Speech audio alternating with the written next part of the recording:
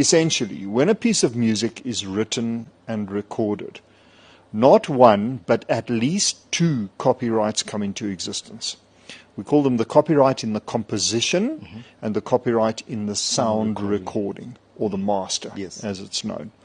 And then, of course, if you make a music video, then a third copyright comes into existence, which is called the copyright in the cinematograph film, or the music video. Is that what is called VPN? So DJ Maphorisa is still trending, and now people are trying to smear or Something Soweto, trying to paint him as a difficult artist to work with.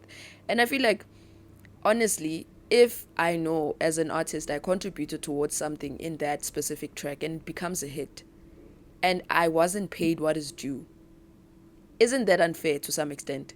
Are you not now robbing me of what is due to me?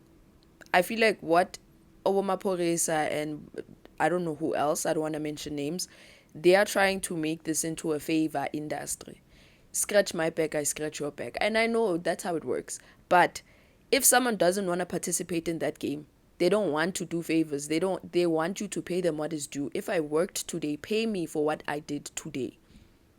If I know that I contributed almost 50% of that specific song, pay me what is due. If I need the copyrights for that specific music, then that is well within my right. How is that now, because I'm asking that you must remove my vocals from your song because I don't agree with the terms and conditions, now all of a sudden I'm painted as a difficult individual?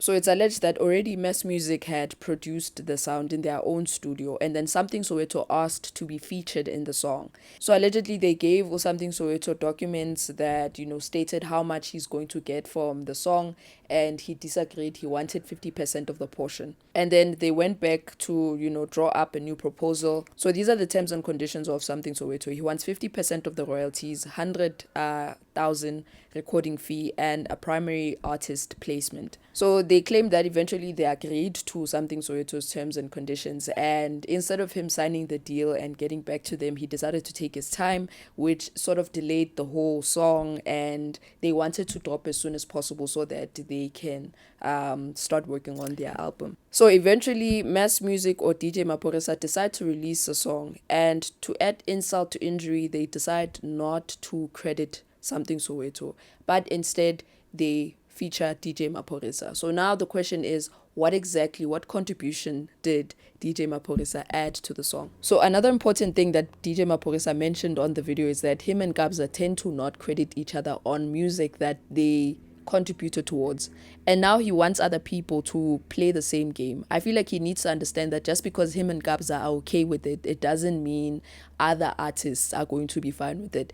And you can see that this guy is not using any law, he's using tactics. I don't know what games he's playing. And he also mentioned that that's what they used to do to him when he started off in the industry.